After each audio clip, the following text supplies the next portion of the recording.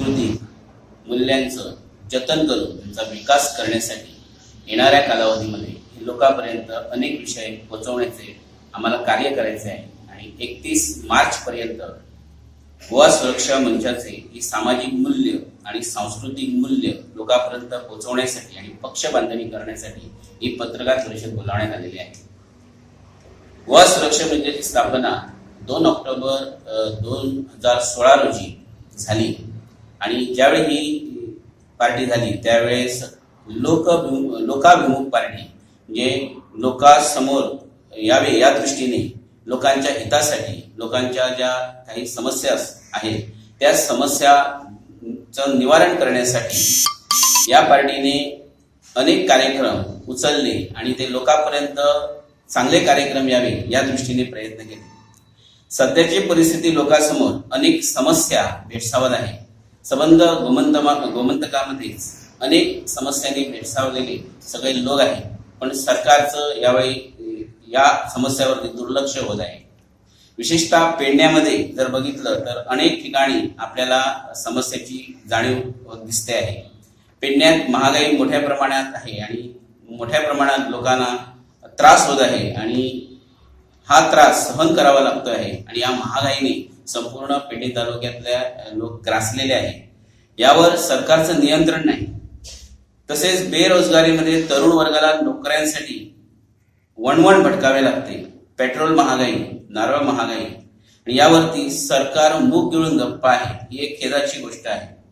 यावरती खरं म्हणजे सरकारने उपाययोजना करायला हवी, ते करताना आम्हाला दिसत नाही.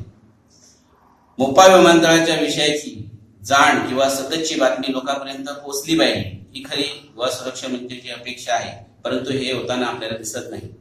आत्ताची बातमी आणि 4 दिवसापूर्वी पेपरावरती आली की सुदीन ढवळीकर हे आमच्या गोव्याचे बांधकाम मंत्री आदरणीय सुदीन ढवळीकर यांनी त्या बातमीमध्ये असं म्हटलं आहे की मोपामध्ये कॅसिनो आणण्याचा त्याचा प्रयत्न आहे, घाड आहे.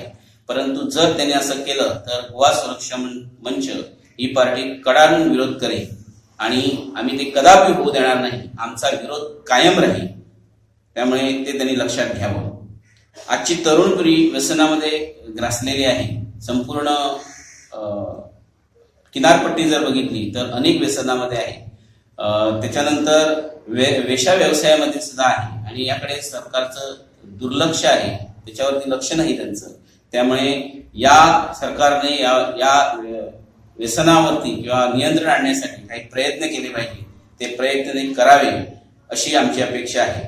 आपल्या पेडणे मतदारसंघाचे माजी आमदार राजेंद्र आर्लेकर यांनी जुगार पूर्णपणे पेडण्यात बंद केला होता, परंतु आता विद्यमान आमदार जुगाराला प्रोत्साहन देत आहे. ही खरंच खेदाची गोष्ट आहे आणि याच्यामध्ये तरुण पिढी मोठ्या प्रमाणात बरबटलेली आहे आणि या सगळ्या समस्यावरती सरकारचं नियंत्रण नाही. त्यांनी सरकारचं नियंत्रण नसल्यामुळे या समस्या दिवसेंदिवस वाढत आहे.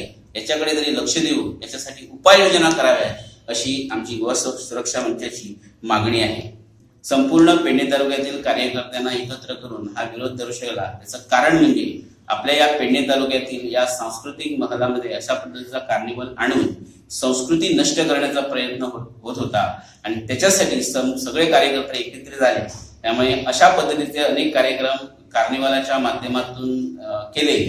त्यामुळे गोवा सुरक्षा मंच या अध्यक्ष या नात्याने आम्ही सुद्धा त्यांना फार मोठा पाठिंबा दिला आणि अशा पद्धतीचे कार्यक्रम झाल्यास गोवा सुरक्षा मंच त्याला विरोध करील.